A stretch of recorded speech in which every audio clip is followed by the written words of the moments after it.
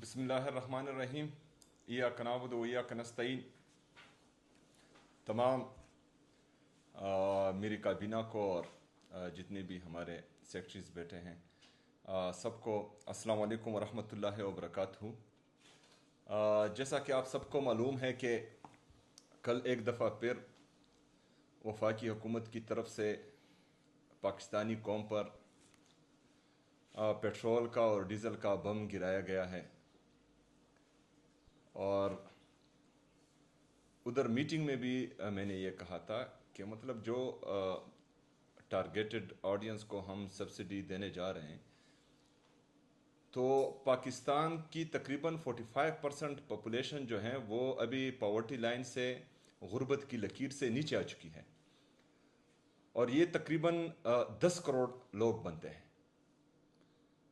पाकिस्तान की टोटल आबादी का। तो ये जो इम्पैक्ट है महंगाई का, ये हमारी इन गरीब आवाम पर जो तकरीबन अभी 45% तक पहुंच चुकी है, इसके बाद मिडिल क्लास, और मैं बहसीयत वज़ीर आला ये जो महंगाई आ रही है इसका बोझ बर्दाश्त नहीं कर पा रहा। तो आम आवाम जो है, जो हमारी लोअर मिडिल क्लास, हालांकि अपर मिडिल क्लास भी जो अभी इसके बाद महंगाई आने वाली है वो बर्दाश्त नहीं कर पाएगी। तो अगर फ़र्ज़ करें हम फायर फाइटिंग कर रहे हैं, जब भी जो क्राइसिस आती हैं तो उसी वक्त हम कॉस्मेटिक पॉलिसीज़ बनाकर आवाम को रिलीफ देने के लिए धक्के मारते हैं। ये नहीं होना चाहिए। एक कौम तरक्की तब करती है जब उसकी लीडरशिप एक ऐसी पॉलिसी बनाए जो मुस्तकिल हो, जिससे फ़ायदा हो।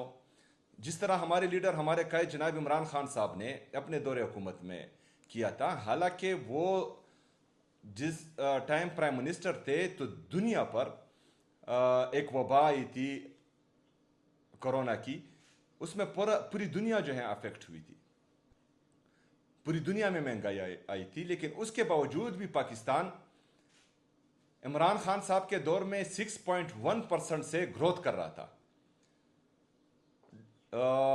हमारा पेट्रोल जो है वो बाहर दुनिया में 117 से $120 फी बैरल था, लेकिन उन्होंने अपनी कामयाब पॉलिसी के तहत पाकिस्तानी कौम के लिए उस पेट्रोल की कीमत ₹150 मुख्तस की थी। लेकिन अब आप देखें, मतलब पाकिस्तान के 75 सालों में पेट्रोल की कीमत ₹150 बढ़ी थी, और सिर्फ ये 3 सालों में पेट्रोल की कीमत तकरीबन ₹300 से ज्यादा बढ़ चुकी है। तो ये किसकी नाकामी है? ये उनकी नाकामी है जो इस मुल्क पर मुसल्लत कर दिए गए हैं, क्योंकि उनके पास कोई पॉलिसी नहीं है, उनके जहन में कोई रिफॉर्म्स ही नहीं है, वो पाकिस्तान का सोचते ही नहीं, पाकिस्तानी अवाम का सोचते ही नहीं। लेकिन हमारी जिम्मेदारी है, क्योंकि हम अवाम के वोट से आए हैं और हमारी ताकत ही अवाम है, हम जमहूरी लोग हैं। चोर दरवाजे से ना हम पहले आए थे ना इसके बाद आएंगे। जब हमने अवाम के पास जाना है और अवाम के वोट से ही इक़्तिदार में आना है, तो हमने अपने अवाम का सोचना है। तो इसके लिए हम ऑलरेडी जो पॉलिसी अनाउंस कर चुके थे मोटरसाइकिल के लिए, हमारे फार्मर्स के लिए, वो नेशनल लेवल तक अभी पहुंच गई हैं। इसके साथ साथ क्योंकि नेशनल क्राइसिस हैं, तो इसमें हम जो है पाकिस्तान का साथ देंगे। हमारे कुछ सूबाई जो रकूम थे फेडरल गवर्नमेंट के साथ, उसमें कुछ कटौती हो रही थी। इसी वजह से हमने जो मीटिंग्स की, बहरहाल हमने अपनी सूबे का मुकदमा लड़ा, क्योंकि यहाँ पर फ्लैश फ्लड्स और क्लाउड बस्ट की वजह से हमारा जो नुकसान हुआ था उसमें हमने पैसे दिए। हमारा NFC का शेयर वफाक हमें नहीं दे रहा। हमारे कबायली अजला जो एडमिनिस्ट्रेटिवली इंतज़ामी तौर पर खैबर पख्तूनख्वा में मर्ज हुए हैं, लेकिन अभी तक वफाक ने फाइनेंशियली मर्ज नहीं किया। तो जो हमारे कबायली अजला का हक है NFC में, वो बाकी सूबे का रहे हैं और हमें नहीं दिया जा रहा। وہ بھی ہم نے بتایا. اس کے ساتھ ساتھ جو نیشنل پالیسی کے تحت ہمارے عوام کو زبردستی اپنے گھروں سے نکالا گیا ہے تو ان کو بھی ہم ریلیف دے رہے ہیں. وہ پیسے بھی جو ہیں صوبائی حکومت اپنی جیب سے دے رہی ہے. اس کے ساتھ ساتھ نیشنل پالیسی کے تحت دوبارہ دہشت گردی نے سر اٹھا لیا ہے تو اس کو بھی جو ہے ہم کاؤنٹر کرنے کی کوشش کر رہے ہیں اور اس پر بھی ہمارا کافی سارا پیسہ لگ رہا ہے. تو یہ ساری باتیں جو ہیں ہم نے ان کے سامنے رکھی اور جو ان کا ارادہ تھا ہم پر کٹ لگانے کا تو وہ ہم نے انتہائی درجے مینیمائز کر دیا. مزمل اسلم صاحب بھی وہاں پر موجود تھے, انہوں نے بھی بہترین مقدمہ لڑا, میں ان کو بھی خراج تحسین پیش کرتا ہوں.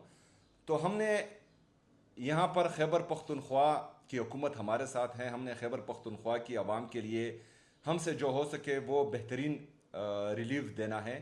اور اس کے ساتھ ساتھ خیبر پختونخوا کی عوام کے ساتھ ہم نے پاکستان کا مقدمہ بھی لڑنا ہے, کیونکہ ہم سمجھتے ہیں کہ جو عوامی مینڈیٹ کے ساتھ آتے ہیں وہ پاکستان کا ہی سوچتے ہیں, لیکن جو چور دروازوں سے آتے ہیں ان کو صرف جو ہے اپنے لیے جہاز خریدنے کے لیے کا موقع ہی ہوتا ہے, باقی جو ہیں وہ عوام کا نہیں سوچتے. نیشنل یا وفاقی حکومت اس کو چاہیے پالیسی بنائے پاکستان کے لیے, کیونکہ ہماری جو فارن ریزرو ہے, اگر فرض کرے اسی طریقے سے ہم پیٹرول خریدتے رہیں اور ہمارے ٹریڈ ڈیفیسٹ ہے پاکستان میں, تجارتی خسارہ دن بدن بڑھتا جا رہا ہے کیونکہ ایکسپورٹ ہے ہی نہیں اور امپورٹ دن بدن بڑھتا جا رہا ہے. جو ہمارے ساتھ آلریڈی ڈالر ہے تو وہ امپورٹ کرنے میں ملک سے باہر ہی جائیں گے, تو اس سے جو امپیکٹ پڑے گا ہمارے روپے کی قدر کم ہوگی, اس سے مزید مہنگائی آئے گی. جو ہمارے پیٹرول اور ڈیزل کے پرائسز بڑھے ہیں اس سے بجلی بھی مہنگی ہوگی, مزید عوام پر بوجھ آئے گا, انفلیشن بھی ہوگی, ان امپلائمنٹ بھی ہوگی. تو یہ تمام چیزوں کے لیے جو ہیں میرے خیال میں ایک جو ہے فیوچر کی پالیسیز بنانی چاہیے وفاقی حکومت کو. کوئی پلان سامنے لانا چاہیے, فائر فائٹنگ نہیں ہونی چاہیے. جس طرح عمران خان صاحب نے پاکستان کا جی ڈی پی گروتھ 6.1% پر لے کر گئے تھے, ہمارا انڈسٹریل گروتھ ہو رہا تھا, ہمارا ایگریکلچر گروتھ ہو رہا تھا, ہماری ریمیٹنسز پاکستان کی تاریخ میں پہلی دفعہ تقریباً $33 بلین تک پہنچ چکے تھے, ہمارا ٹریڈ سرپلس تھا کیونکہ ایکسپورٹ زیادہ ہو رہی تھی, امپورٹ کم ہو رہی تھی اور پاکستان ترقی کر رہا تھا. لیکن بدقسمتی سے وہ حکومت گرائی گئی بیرونی سازش کے ذریعے اور کچھ لوگوں کو مسلط کیا گیا اور کہا گیا کہ پاکستان ترقی کرے گا. تو اس نہج پر ہم پہنچ چکے ہیں کہ آج جو ہے ہمارے غریب عوام تو چھوڑے, مڈل کلاس تو چھوڑے, اپر مڈل کلاس والے لوگ بھی رو رہے ہیں.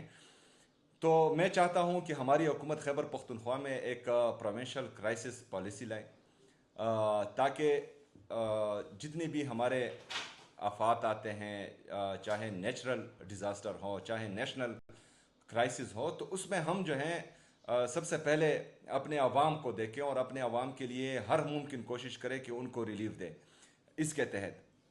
دوسرا, جو ہمارے موٹر سائیکل والوں کو, فارمرز کو تو ہم نے ریلیف دے دی, تو میں چاہتا ہوں کہ اس میں جو ہے ہم ہمارے جو باقی لوگ ہیں جو یہ مہنگائی برداشت نہیں کر پائیں گے, تو اس کے لیے بھی ایک پالیسی پر ہم کام کر رہے ہیں. تو انشاءاللہ وہ بھی آپ کے سامنے رکھیں گے. اور ہم چاہتے ہیں کہ مہنگائی کے اس دور میں اور جو پیٹرول اور ڈیزل کا بم عوام پر گرایا گیا ہے, تو اس میں ہم اپنے لوگوں کو میکزیمم سپورٹ دیں اور ان کو جو ہے اس مہنگائی کے بوجھ تلے دبنے نہ دیں. شکریہ.